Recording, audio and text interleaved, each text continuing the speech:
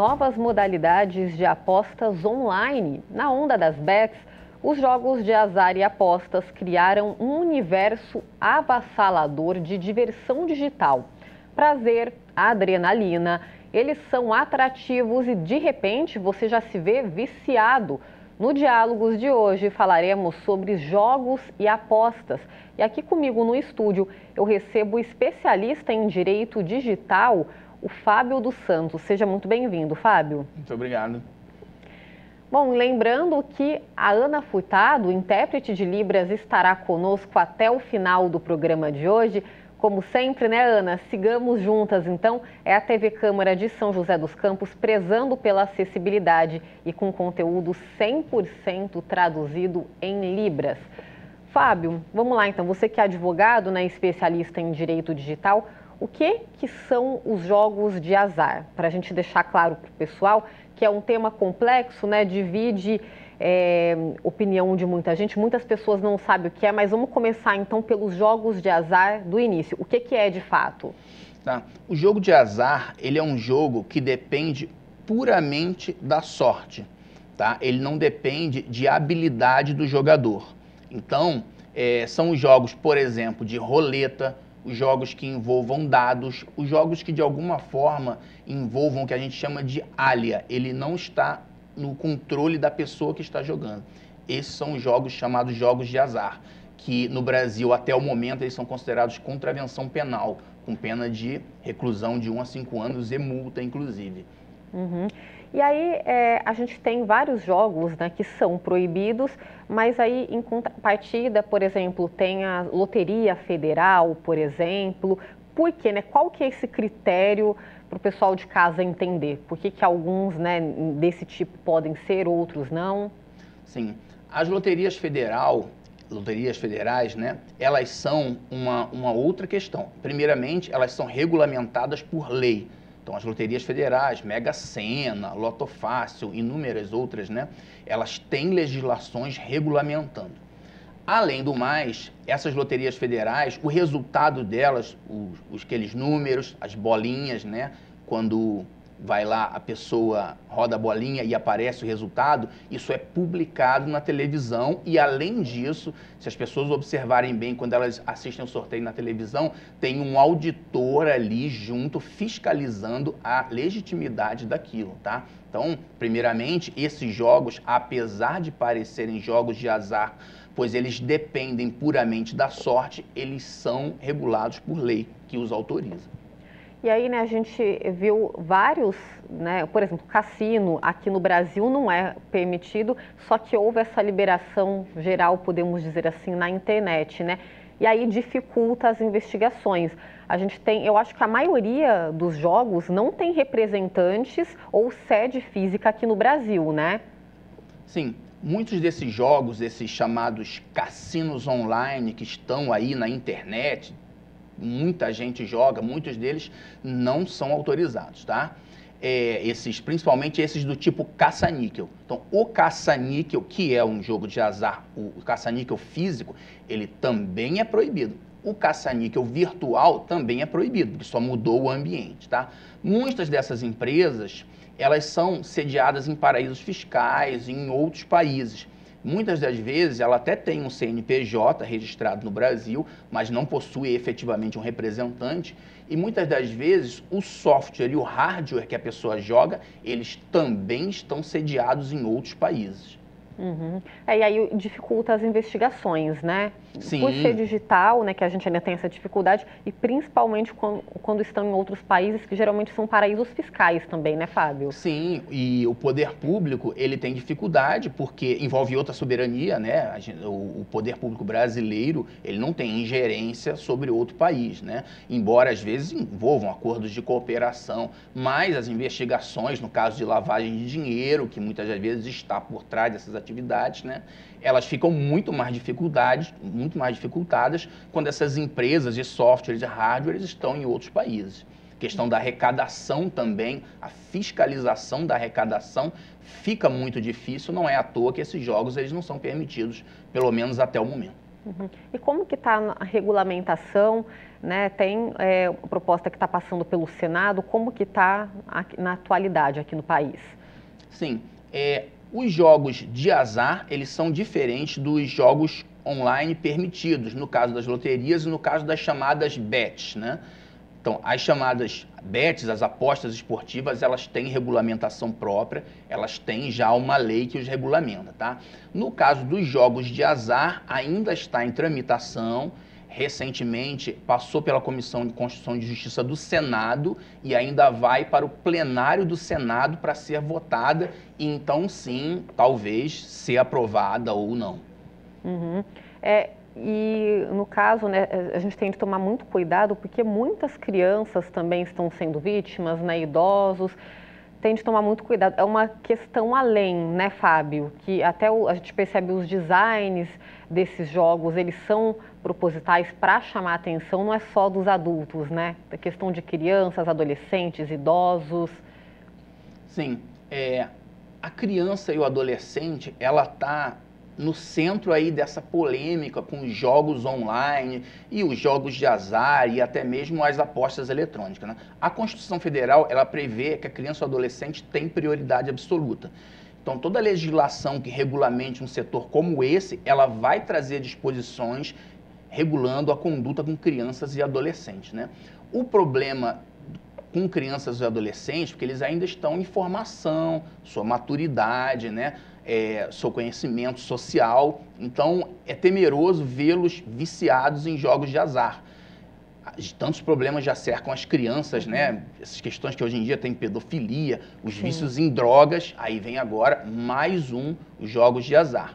Antigamente, por exemplo, nos cassinos físicos e jogos físicos, geralmente se restringia o acesso às crianças. Porém, hoje em dia, com o ambiente virtual, a gente sabe muito bem que as crianças têm acesso a praticamente tudo, né? Então, é muito temeroso essa questão das crianças terem acesso a esses jogos de azar, né? Especialmente porque eles são ilegais, né? E até para os pais fiscalizarem fica um pouco mais difícil, né? Depois a gente vai falar disso também. Olha só, a repórter Luísa Minas, gente, foi até o calçadão aqui de São José para saber se o pessoal tem familiaridade com essa rede de apostas e se já arriscaram ao menos uma vez. Vamos conferir. Oi Dani, tudo bem? No programa de hoje a gente está falando sobre as apostas online e eu vim saber um pouco mais da população de São José, se eles têm apostado, se têm ganho, se têm perdido dinheiro com isso, então vamos lá comigo? Então sobre as apostas online, as bets, você já jogou, já ganhou, já perdeu? Já perdi muito dinheiro já nisso aí, é horrível. Não, nunca joguei e assim, nunca me interessei não. Eu cheguei a apostar sim, mas não foi muito bem recompensado assim, posso falar. Já apostei e já perdi. Sobre essas apostas, você já apostou? Se sim, você já ganhou, já perdeu? Já apostei, mas porém, mais perto dos que ganha, né? É isso, então, bom, como a gente viu, né, preocupante, as pessoas, os jogos estão aí, ao menos, né, uma vez as pessoas já tentaram, a maioria não se deu muito bem. Para continuar o nosso bate-papo, além do Fábio, eu recebo de forma remota o sociólogo José Cardoso. Seja muito bem-vindo. Olá, Dani. Olá, doutor Fábio. É bom estar aqui com vocês. É isso, José. A gente viu, né, aí nas ruas que a maioria das pessoas já tiveram experiências negativas, né, das que já jogaram ao menos uma vez. E é importante, é necessário, né, ser feito um trabalho integrado e que o poder público, apesar das dificuldades, né, esteja aí ciente e combatendo toda essa situação, né? Olha só, nós estamos então diante de um caso clássico e de domínio popular, ou seja, todo mundo sabe disso, em que a carroça é colocada na frente dos burros. O Brasil tem, nos últimos anos, passado por uma situação de transformação muito grande, mas algumas transformações exigiriam de nós uma reflexão. Então, vocês acabaram de apresentar aqui uma entrevista, uma pesquisa, que mostra que, de todos os entrevistados, somente um não tem interesse nos jogos, e ao contrário dele, todos os que falaram perderam.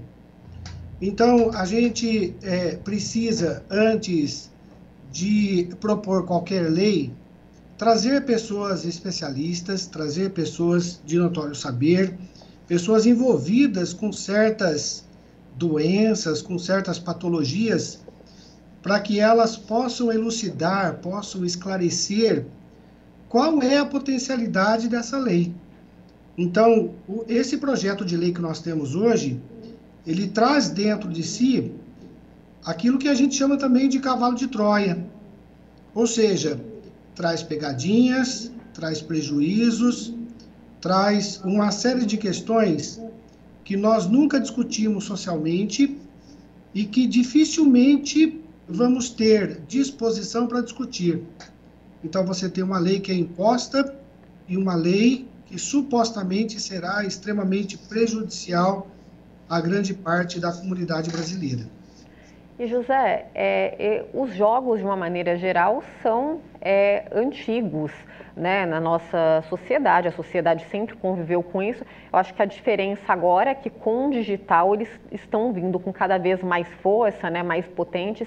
Mas é interessante a gente pensar, do ponto de vista comportamental, social também, como que as pessoas, né, independente da idade, até mesmo da formação, acabam caindo, né, muitas vezes. Porque, fato, nada vem de graça, né? Quando você vê ali, poxa, 500 mil, 1 milhão de reais, poderia ser verdade, mas não era, nada vem de graça. Então é interessante a gente pensar desse ponto de vista social, como que as pessoas, elas ainda caem, né? Dani, nós somos seres racionais e emotivos. Grande parte da nossa existência direcionamos nossas escolhas, nossas ações pela racionalidade ou pelo menos pelo equilíbrio. Aquilo que nós não conseguimos resolver pela razão, nós tentamos resolver pela emoção. Então, nós apelamos para a fortuna, apelamos para a sorte, principalmente quando analisamos que vivemos uma sociedade de ostentação, de pessoas que nos manipulam, oferecendo uma condição que muitas vezes são impossíveis do ponto de vista material. Então, tudo se torna muito fácil a partir do momento em que a pessoa, ela joga o destino, ela joga a sorte em algum acaso, em alguma coisa que está fora do próprio controle dela. E é exatamente nesse ponto de fragilidade que nós temos essa proposta, né, de apresentar à sociedade a possibilidade da riqueza, de uma riqueza imediata, de uma riqueza irracional, que todos nós sabemos que não faz parte desse princípio de racionalidade. Traduzindo para você, Dani, a ideia é exatamente que abracemos uma causa que tenha um fundo econômico, um fundo monetário, mas que traz dentro de si talvez um prejuízo social muito grande. Por que esse prejuízo é muito grande? Porque ele não envolve só um prejuízo pessoal. Existe também um prejuízo coletivo. Então, quando a gente discute, como o Dr. Fábio acabou de falar, que o Estado precisa criar mecanismos de controle sobre esse processo, todos nós sabemos que esse controle não existe. Então, legalizar os jogos de azar não significa de maneira nenhuma uma qualificação do Estado ou dos agentes do Estado para que isso seja possível. Ao contrário, nós sabemos hoje que nós temos lavagem de dinheiro, nós temos corrupção, nós temos uma série de assassinatos envolvidos com o problema do jogo, principalmente o jogo de azar, e isso, consequentemente, será potencializado se esse projeto de lei for infelizmente, aprovado no Senado e no Congresso Nacional de maneira geral. Uma série de coisas envolvidas, né, direto e indiretamente. A gente vai para a nossa primeira pausa de hoje, mas daqui a pouco a gente retorna, vai continuar falando com o Fábio, com o José e também trazer mais abordagens para o programa de hoje. Voltamos já já.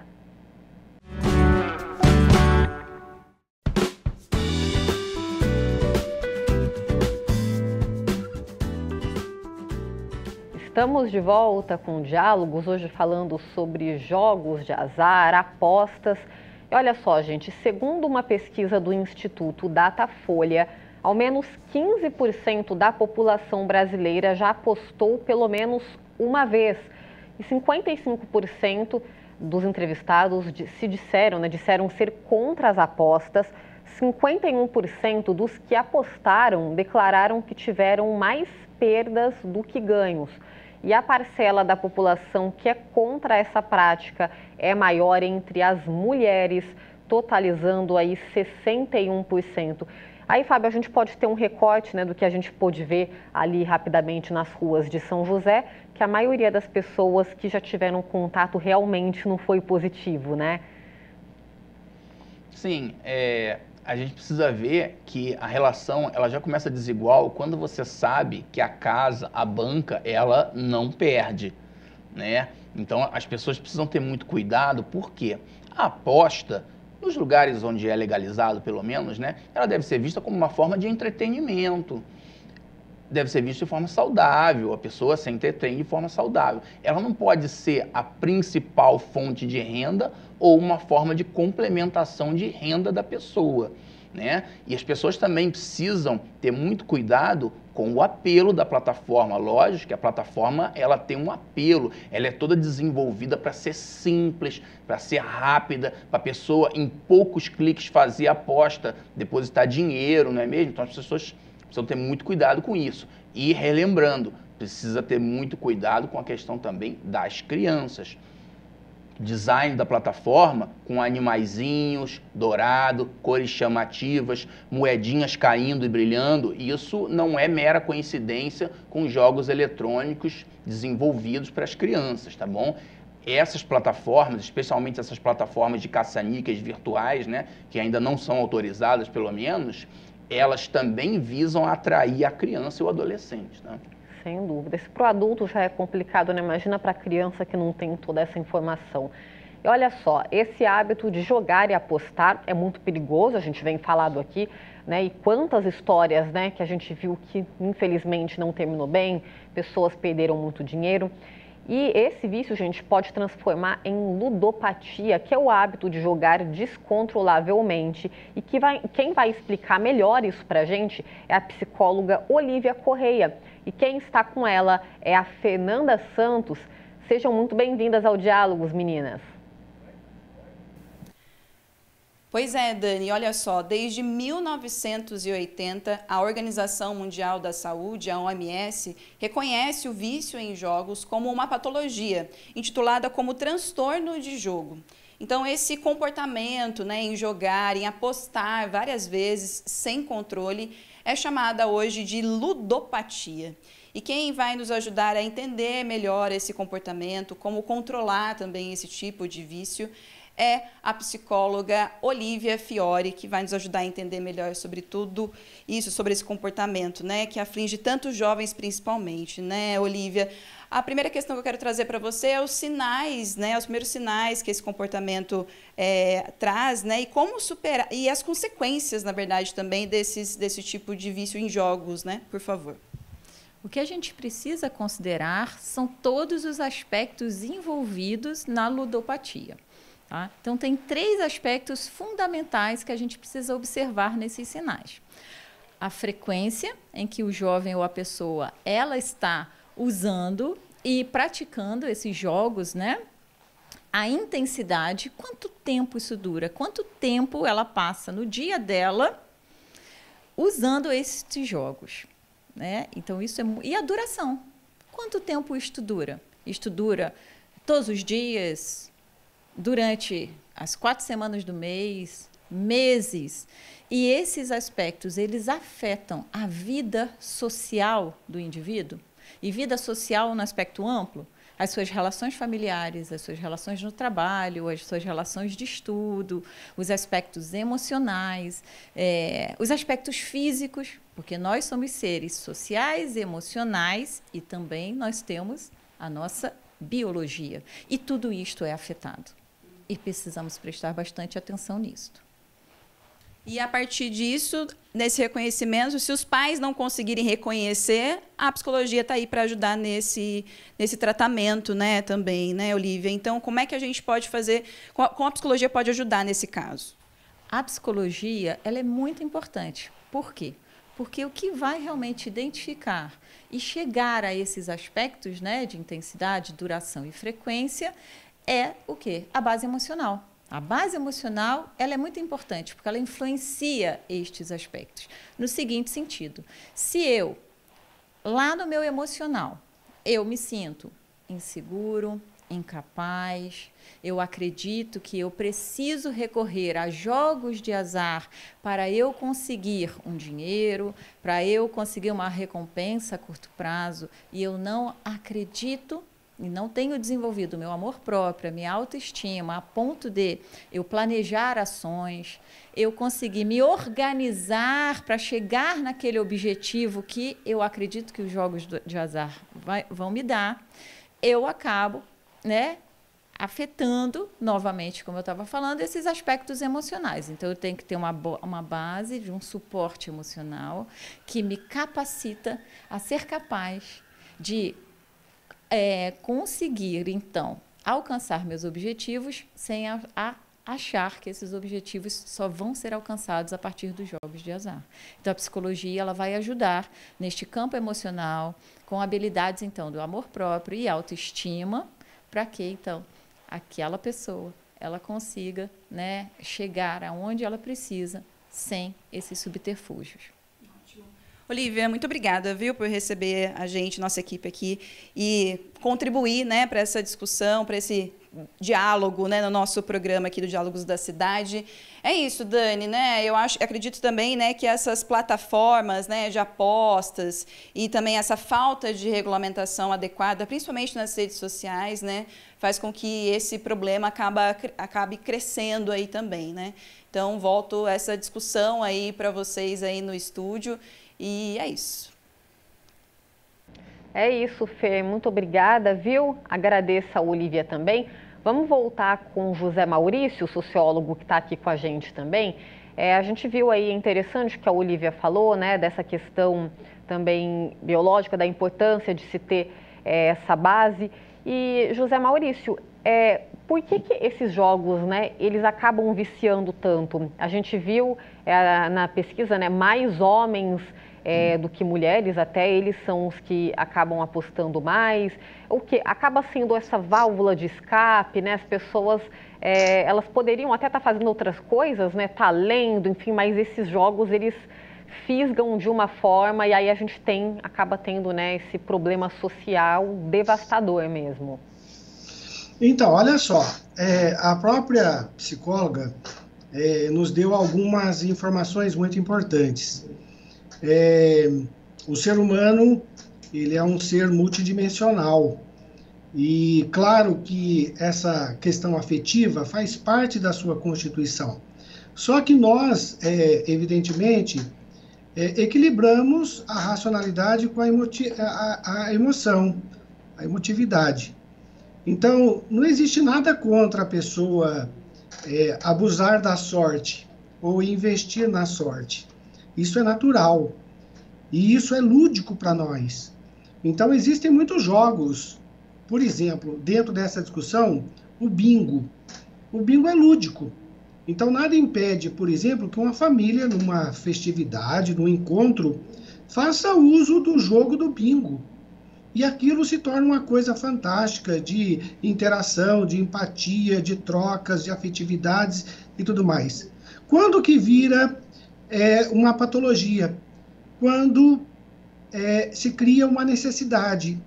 Quando alguém é induzido a criar uma necessidade, E pior do que criar essa necessidade, que é a discussão que a gente está travando aqui, é colocar o patrimônio da pessoa dentro dessa jogada. Então, como eu tinha comentado lá no início com você, Dani, esse projeto de lei, ele não poderia ser criado a toque de caixa com um discurso monetarista, um discurso puramente econômico, sem levar em consideração as características da sociedade, da cultura brasileira. Dentro dessa perspectiva da cultura, nós não somos maduros a ponto de discutirmos esses problemas. Por exemplo, você colocou aí na sua fala alguns dados do Datafolha. E ali existe um recorte de gênero que é muito interessante e muito importante para essa discussão. Por que a maioria das mulheres é contra os jogos de azar? Porque elas sabem, dentro desse aspecto cultural, sociológico que nós temos, que grande parte do provento da casa é dada pelo homem. Existe esse dado, infelizmente, dentro da nossa percepção societária. E é exatamente essa pessoa que não sabe da necessidade do lar, da casa, da família, que vai se tornar vítima comum desse processo. Ou seja, ele dando vazão, talvez, para esse ímpeto emotivo, ele pode colocar em risco, inclusive, o próprio esteio familiar. Então, as mulheres, elas estão muito corretas quando elas expressam essa preocupação exatamente com a fragilidade do orçamento familiar, do papel do homem, do gênero masculino dentro dessa discussão. Então, o legislador, hoje, ele não está preocupado com isso. E você não deve imaginar que esse legislador, ele tenha uma faceta de direita ou de esquerda. Porque, independente de ser de direita ou de esquerda, o que acontece com a gente todos os dias é exatamente a concepção de regramentos, de ordenamentos, de leis, de protocolos que não respeitam esse núcleo da nossa sociabilidade, da nossa cultura. Então, seria muito legal, por exemplo, que as pessoas tivessem noção do que é a ludopatia.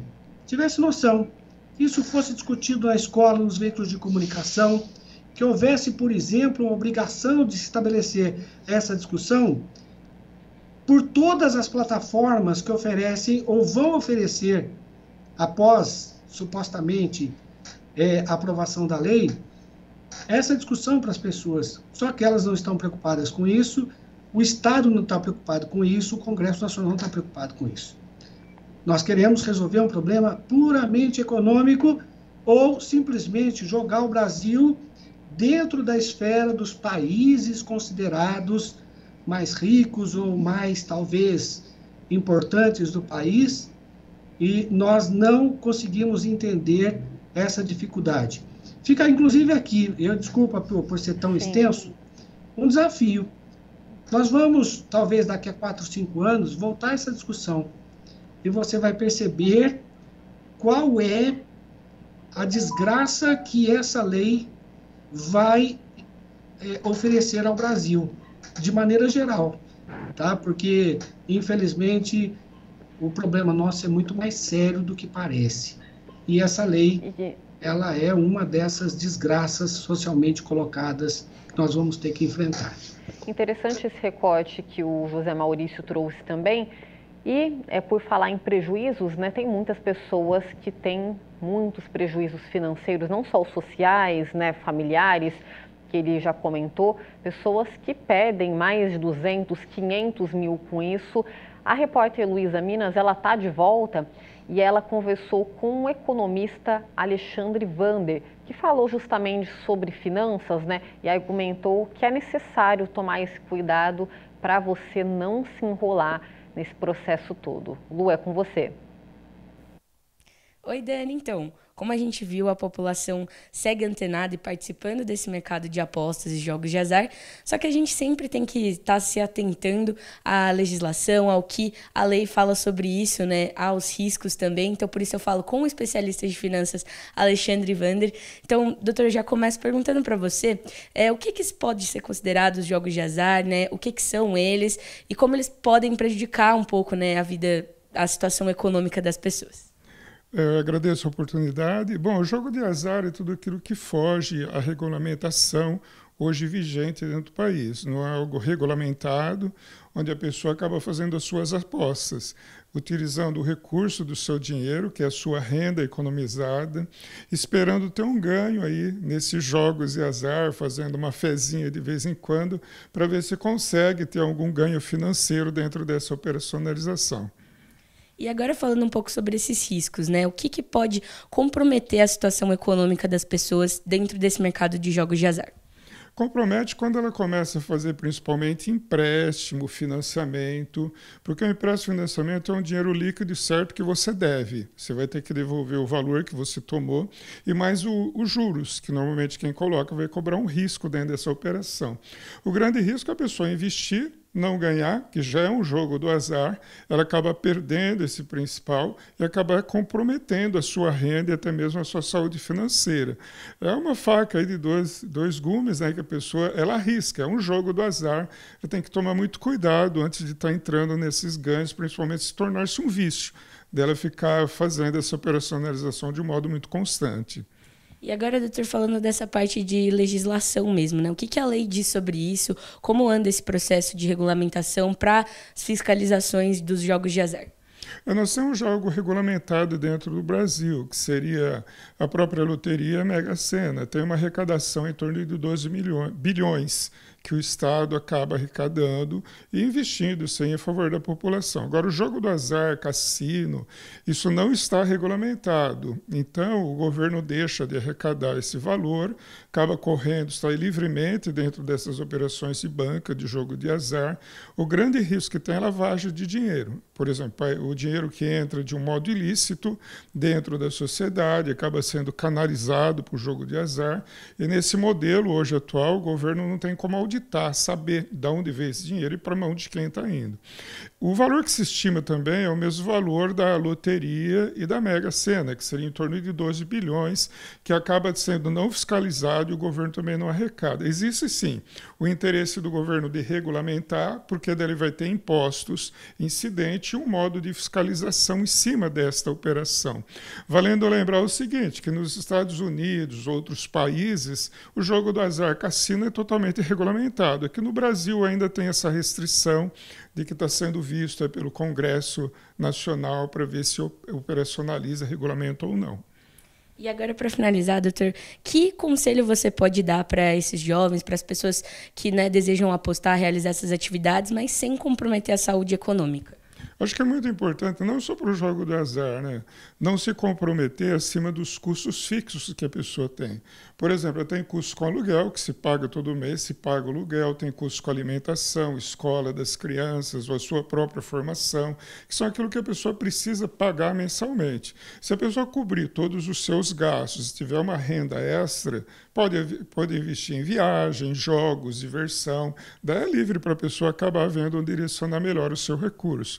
Agora tem que pensar muito bem, tudo que você investe no jogo do azar é um risco. Agora, se você guarda o dinheiro, por exemplo, aí, os mais conservadores, uma caderneta de poupança, por exemplo, só o fato de economizar e guardar o dinheiro já é um ganho muito mais seguro. Certinho, muito obrigada, Alexandre, pelas informações. Dani, como a gente viu, tem que ficar atento, porque realmente pode comprometer e muito a situação econômica. Volto com você aí no estúdio. Sem dúvida, Lu. Obrigada mais uma vez. Eu agradeço ao Alexandre também. É isso, tem pessoas, né, Fábio, usando também dinheiro do FGTS, é uma coisa louca, assustadora, tem de ter planejamento, né, e também usar um pouquinho do racional, procurar ajuda, caso, né, se veja viciado nessa situação.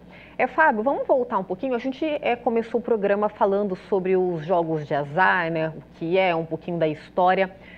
Outro assunto também que vem ganhando mídia são as apostas esportivas, que a gente sabe que são coisas diferentes, mas também tem gerado uma polêmica aqui, né? Porque a gente tem jogadores mesmo como garotos propagandas, jogadores, ex-jogadores, tem jogadores de futebol também envolvidos em polêmica. A gente tem o caso do Lucas Paquetá na Premier League, que é o campeonato inglês, que está envolvido num esquema de apostas, né? Ele até pode, caso pegue a pena máxima, né, ser banido do futebol. Teve um jogo também da Série D do Campeonato Brasileiro, que inclusive o São José Esporte Clube estava nesse grupo, que é entre Inter de Limeira e Patrocinense, que teve ali 2 gols no final da partida que foram muito suspeitos, que está sendo investigado também. São coisas diferentes, vamos explicar para o pessoal, mas é um assunto também que está dando muito pano para manga, né? Que a gente pode incluir aqui nessa discussão. Sim, é necessário realmente, né, até esclarecer as pessoas que é diferente a chamada lei das bets, né, que regulamenta as apostas esportivas online, dos jogos de azar, que ainda estão em tramitação. São 2 assuntos completamente distintos, tá? Então, os jogos de azar ainda vai ser votado pelo plenário do Senado ainda, e não se sabe ainda se vai ser aprovado ou não, tá? E essa questão das apostas esportivas, né? Que elas têm ali, estão ligados a um resultado público, que as pessoas têm conhecimento, que é divulgado, geralmente atrelados a placares, né? Quantidade de gols, né? Então, tem toda uma transparência nas plataformas exigidas pelo poder público, regulamentado, fiscalizado. Por exemplo, existe a Lei Geral de Proteção de Dados, que obriga a plataforma a trazer termos de uso, a trazer taxas de retorno das apostas, por exemplo, para a pessoa efetivamente saber no que ela está apostando e no que aquilo está lastreado, tá? Que é uma coisa muito diferente dos jogos de azar, por exemplo, desses cassinos online, onde a pessoa que joga ali no celular, ela não sabe o que ela ganha e o que ela perde. Ela simplesmente vê às cegas algum resultado. Então, muitas das vezes, essas plataformas sequer trazem os termos de uso e as taxas de retorno daquela aposta, tá? Então, ainda é uma atividade cercada de muita nebulosidade e, por que não dizer, ilegalidade. Algo que é completamente diferente das apostas esportivas, que por si só, apesar da regulamentação, tem aí problemas envolvidos e uma série de questões, né? De patrocínio, jogos, times de futebol sendo patrocinado pelas plataformas de apostas, né? O que causa até uma certa estranheza, até paradoxal, né? Sim.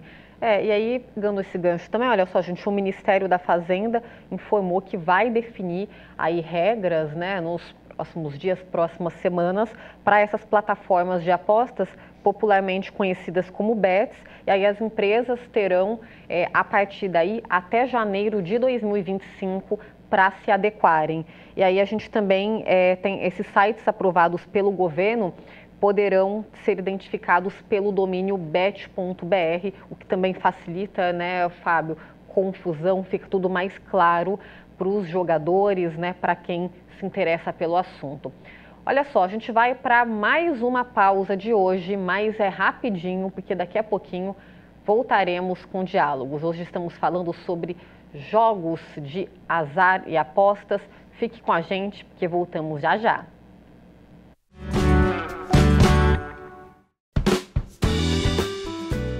Estamos de volta com diálogos, hoje falando sobre jogos de azar, apostas. Eu estou aqui com um advogado especialista em direito digital, o Fábio dos Santos, e também participa com a gente o sociólogo José Maurício. Fábio, a pessoa caiu no golpe, teve um prejuízo, né? Vamos colocar lá mais de R$200 mil. Infelizmente, não vai reaver esse dinheiro, né? Ou é muito difícil. Aí, quais são os trâmites? Precisa denunciar, obviamente, né? Para que a gente espera que cada vez menos pessoas, que ninguém caia, na verdade, mas é muito difícil reaver, né? Sim. Quando se trata desses jogos online do tipo caça-níquel, que não são regulados por lei, né? Pelo menos ainda, apesar da tramitação, a pessoa sempre tem que levar em consideração que é muito provável que ele seja um golpe, tá? Porque eles são ilegais, tá? E é muito provável que aquele dinheiro ali, a alta probabilidade da pessoa não conseguir reaver e a alta probabilidade dela, muitas das vezes, não ganhar nada, tá? Muitas vezes a plataforma vai pagando pequenos prêmios para a pessoa ir jogando e ir apostando, né, cada vez mais. E aí logo, quando sai um prêmio grande e a pessoa, ela não tem como reaver aquele dinheiro, muitas das vezes a plataforma, ela não tem um canal de contato. Isso é uma coisa que muitas das vezes as pessoas não atentam. Da mesma forma como ela faz compras online, quando ela vai jogar ou apostar num jogo, determinado jogo eletrônico regulamentado ou não, ela precisa tentar saber que empresa é aquela, se a empresa tem um canal de contato, se a empresa traz termos de uso, tá? Ela precisa, então, se informar onde ela está investindo o dinheiro dela, seja num jogo ou não, da mesma forma, tá? Caso ela realmente caia num golpe, colocou dinheiro, faturou um prêmio, não consegue contato, as providências a tomar, a primeira delas, fazer boletim de ocorrência, para as autoridades públicas tomarem conhecimento da existência daquela falsa plataforma, tá? Se ela tem algum indício dessa empresa, algum dado dessa empresa, ela pode sim ingressar com uma ação judicial contra aquela empresa, tá legal? E aí tentar achar os culpados e aí reaver o dinheiro ou parte do dinheiro, tá? Muitas das vezes, essas empresas, elas não têm sede no Brasil. Muitas das vezes ela tem um CNPJ e às vezes quando a gente vai verificar, realmente tem um endereço e um CNPJ. Mas quando se vai lá, não tem ninguém. Muitas das vezes a plataforma é sediada no exterior, como dito, né? O poder público do Brasil ele não tem ingerência sobre outro país, então fica muito difícil processar uma empresa no exterior, tá? De forma que o melhor ainda é a prevenção. Quer apostar? Quer se divertir? Checa primeiro a plataforma, checa se ela tem termos de uso, checa se ela traz dados transparentes, taxa de retorno, se ela realmente é uma plataforma idônea antes de apostar esse dinheiro, para aí depois ter que tentar correr atrás de prejuízo. A informação, né? E você comentou desses casos de pessoas que ganham, é muito comum, né? Ganhei lá R$1 milhão e depois simplesmente não respondem, né? Ou vem com um papo, mas você entrou com uma conta, por exemplo, de um menor de idade, o que isso é ilegal, e aí eles vão ali, né, tirando fora e realmente a pessoa, né, não vai, é muito difícil reaver. Fábio, tem essa questão complicada que a gente tem falado, mas a gente vê casos, né, em Las Vegas, por exemplo, nos Estados Unidos, que virou, né, um paraíso para quem gosta desses tipos de jogos, de apostas, e aí lá eles acabam ganhando muito com a questão do turismo, né? Então a economia ela é movimentada, ela é fomentada basicamente do turismo, dessa prática de jogos.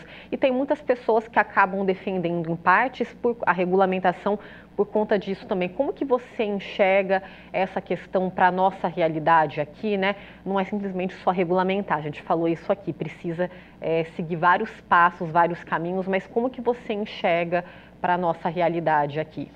Sim, o poder público, tá? Quando vai regulamentar, ele precisa ponderar os ganhos e as perdas. Ele precisa, o ônus e o bônus, né? O que se ganha e também o custo disso, tá?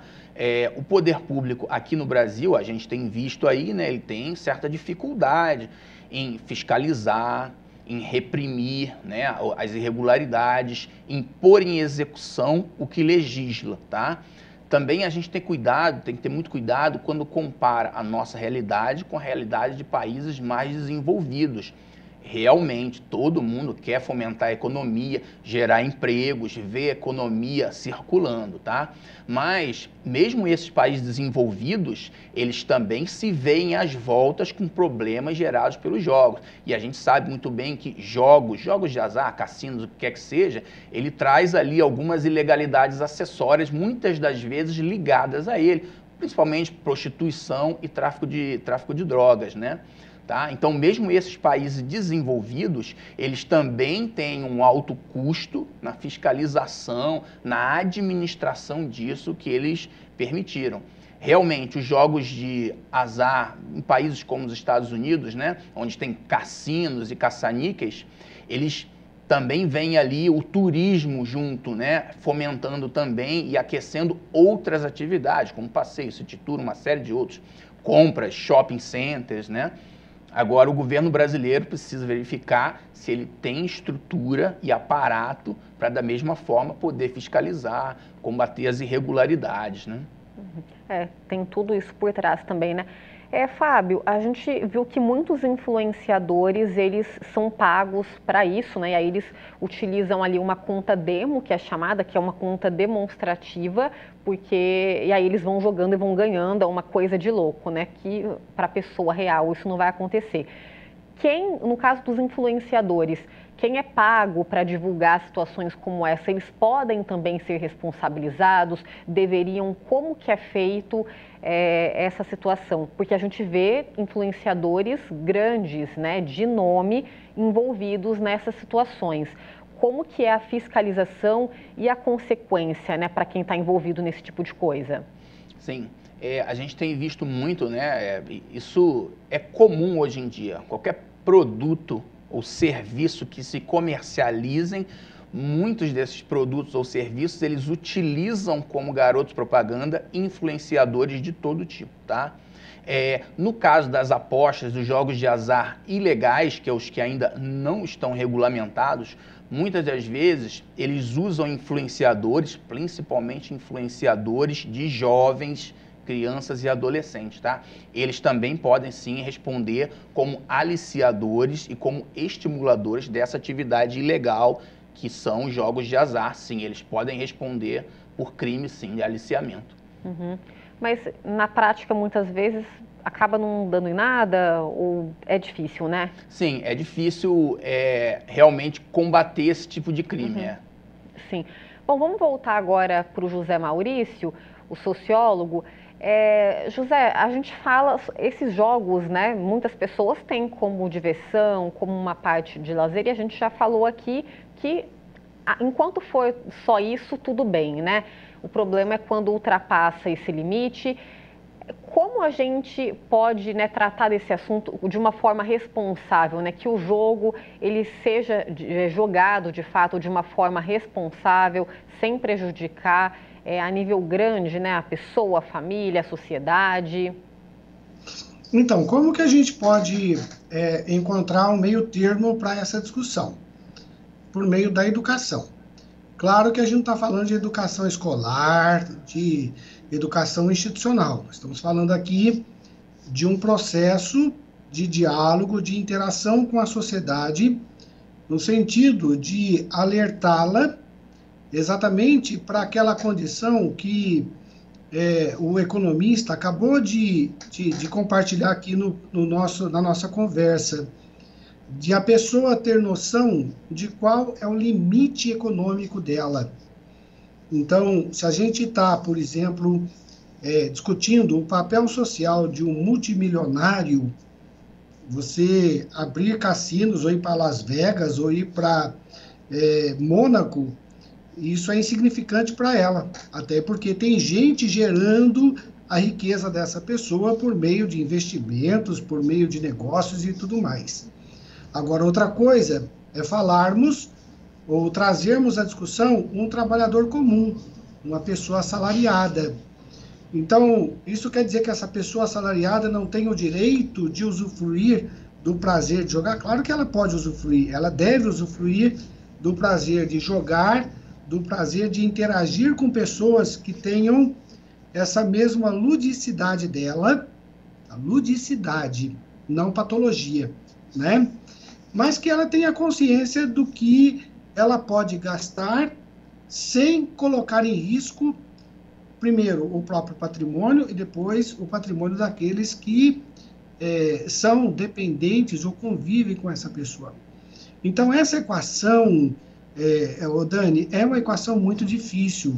Como eu disse lá no começo da nossa conversa, essa é uma discussão em que o burro é colocado na frente, colocado atrás e a carroça na frente dele, né? A gente está falando, por exemplo, aqui muito de jogos online.